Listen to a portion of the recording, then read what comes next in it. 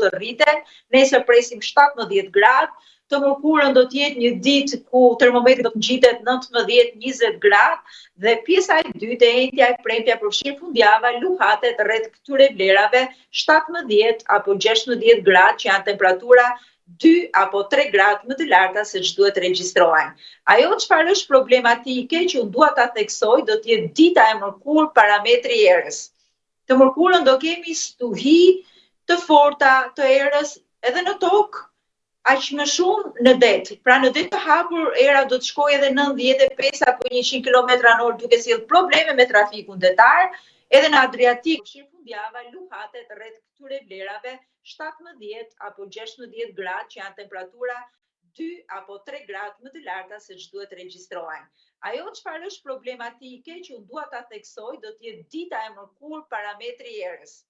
Të mërkurën do kemi stuhi të forta të erës edhe në tokë,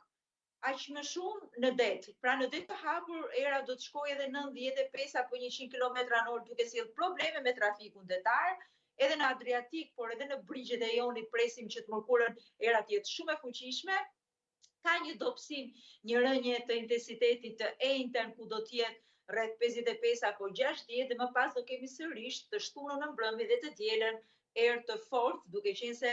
tomasat ajrore po ndryshojnë shumë shpejt njëra me tjetrën. Do ta specifikoja deri në datën 14 shkurt motin të paqëndrueshëm. Edhe pse gjatë këtij intervali kohor, 14 ditëve do kemi ndonjë ditë ku do të ketë diell, pjesa më e madhe e këtyre ditëve nuk do të jetë e thatë, por do të jetë e lagësht me prezencë të rreshjeve. Shkurti për nga ana klimatike në fakt është muaj shumë i thatë krahasuar me janarin që ka normat mujore shumë të larta, parashikohet që ky muaj të ketë rreshje sa norma dhe në disa zona do të kalohen normat mujore. Parashikohet që vetëm java e fundit e shkurtit të jetë disi më qëndrueshme dhe më e thatë, më pas deri nga data 17-18 rreshjet do të jenë prezente, të gjitha rreshjet që na kanë munguar përgjatë tetorit, pjesërisht nëntori, dhjetori, u fokusua në janar dhe në shkurt. Shkurti i shkurtër thon Lajda, po me sa duket që ka shkurti intensiv përsa i përket kushteve klimatike. Po, është një shkurt ndryshe, ne jemi mësuar në fakt që përgjatë shkurtit moti të jetë kryesisht i thatë, janë shumë pak ditët me rreshje, zakonisht nëse marrim edhe në këto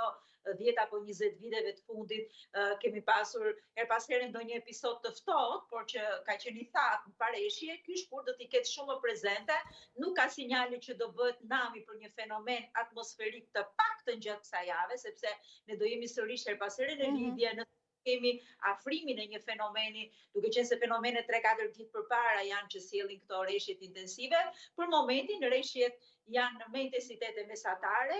i vetmi alarm që do thoja ose kujdes më saktë, jo alarm, është parametri i erës i cili do të jetë të mërkurën, shumë problematik, pra do jetë një erë shumë e fortë, kjo edhe në tokë edhe në det, do ketë pa diskutim pezullim të trafikut detar dhe gjithashtu ka një përcim tjetër të erës i cili do të jetë midis të shtunës